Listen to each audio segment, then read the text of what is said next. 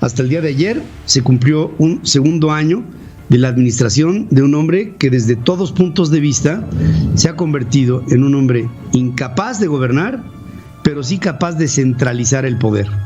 Y lo más grave de todo, que un presidente que culpa a otros gobiernos de cosas que suceden en este gobierno es un gobierno inmaduro e idiota. La intención de hacer de este comentario central algo absolutamente objetivo en función de resultados. Los números hablan. No es un asunto que vaya por la vía de la interpretación de los hechos, de los acontecimientos y de los progresos o retrocesos que hemos tenido los mexicanos en estos últimos 24 meses. Hasta el día de ayer se cumplió un segundo año de la administración de un hombre que desde todos puntos de vista se ha convertido en un hombre incapaz de gobernar, pero sí capaz de centralizar el poder. Me explico. El hombre, Andrés Manuel López Obrador, ha encabezado, según él, un proyecto ideológico que fundamenta y finca como la Cuarta Transformación, aduciendo con ello que es un momento histórico el arribo de él al poder, para darle un vuelco a nuestro proceso económico, político y social, comparable solamente con la guerra de independencia que consolidó a México como país, con la guerra de reforma que trató de darle una institucionalidad reorientada al principio independentista del país, con la Revolución Mexicana que le dio un vuelco al proceso de sufragio efectivo, no reelección, y ahora con la Cuarta Transformación, en donde pretendía, entre sus principales bases, una aplicación estricta del Estado de Derecho, sin interpretaciones que fueran sesgadas. En eso ha fallado. Un reposicionamiento de los pobres para que tengan una mejor posición ante la sociedad misma, con una meritocracia que hoy ha sido canalizada a través de programas asistencialistas. Ahí ha perdido.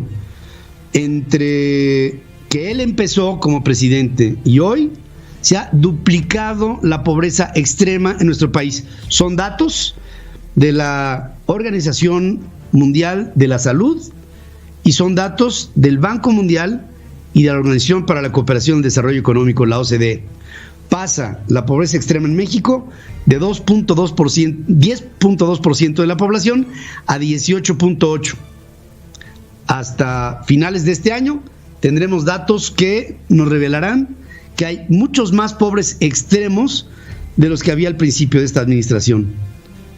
Desde el punto de vista de la violencia como tal, la violencia se ha más que duplicado en este proceso. Y aparte de los muertos producto de la violencia, hay otra violencia que se da por la vía de la incapacidad, porque todos los muertos que acumuló la guerra que lanzó el presidente Calderón en contra del narcotráfico, 100,000, se han hecho oficialmente en este momento con la pandemia.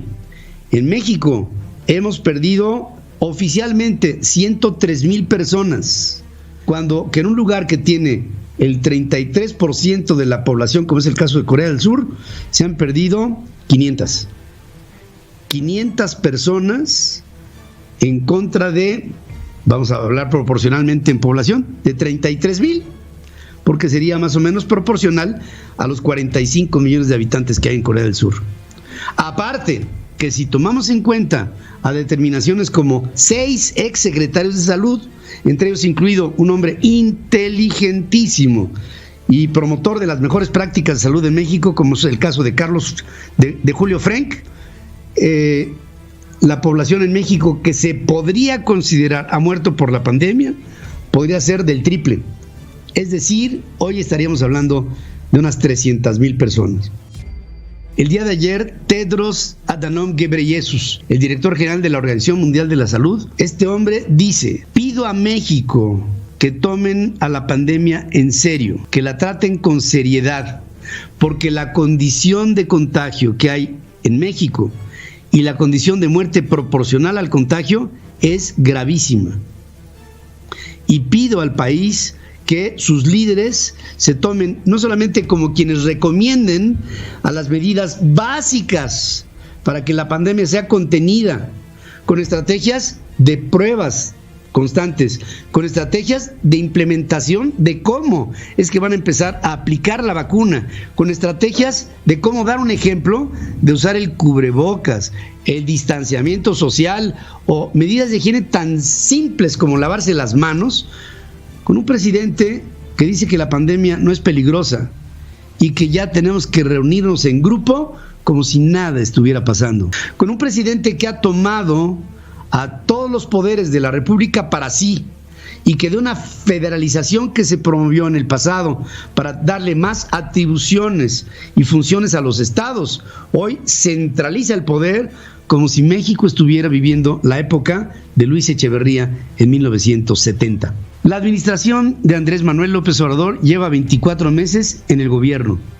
Se ha dilapidado el capital político, se ha dilapidado la solvencia, prestancia y respeto de México ante sí y ante el mundo, cuando con cambios de reglas ha hecho México y su gobierno que nadie confíe en el país, porque ha bajado la inversión extranjera directa, porque el presidente ha sometido a los poderes, porque ha sometido incluso a poderes fácticos como el empresarial, que hoy, sin decir absolutamente ni mi alma, están aceptando la desaparición del outsourcing como una medida que ha tomado el presidente en medio de la crisis económica más grave que se recuerde en nuestro país en el último siglo, y que no obstante todo está sucumbiendo ante las recomendaciones de un líder corrupto que ha sido perseguido en la historia, como es el caso de Napoleón Gómez Urrutia, para quedarse con la contratación de los sindicatos.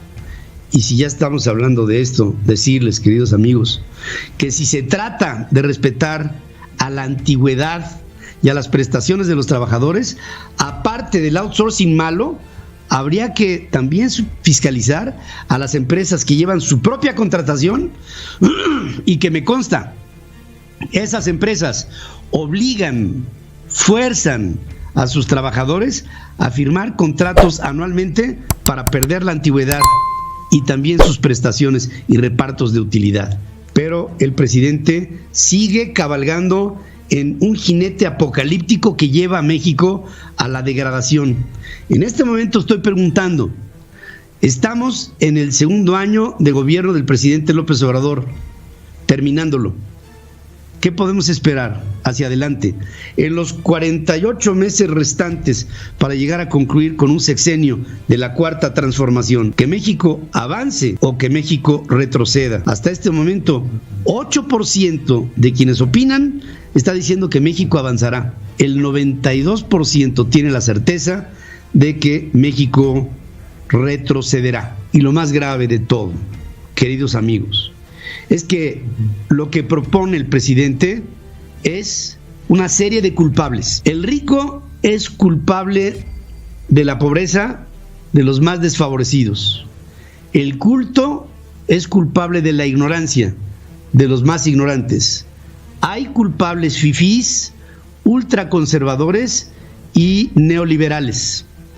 Y lo más grave de todo, que un presidente que culpa a otros gobiernos de cosas que suceden en este gobierno, es un gobierno inmaduro e idiota, o diría Angela Merkel, mediocre, para no decir ocre, completamente. Faltan 48 meses y me pregunto, ¿habrá instituciones hacia adelante? Cuando que lo único que ha hecho el presidente es ser congruente con sus frases de campaña. Dijo una: al diablo con sus instituciones, y es justamente lo que ha hecho. En ello, me consta, es congruente.